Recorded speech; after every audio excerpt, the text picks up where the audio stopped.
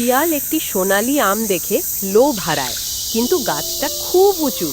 সে খরগোশকে ডেকে বলে, তুই আম পাড়, আমি তোকে অর্ধেক দেব। খরগোশ হাসে, গাছে উঠে আম পাড়ে, কিন্তু সবগুলো নিজের ব্যাগে ভরে ফেলে। শিয়াল রেগে বলে, এটা তো ঠিক না। খরগোশ বলে, তুই তো বলেছিলি অর্ধেক দেব, কিন্তু আমি তো আম পারিনি, পারলাম আমার ব্যাগে। মোর শিয়াল বুঝতে পারে না, কিন্তু দর্শকরা হাসে। মোরাল, কথার খেলায় বুদ্ধি জিতে।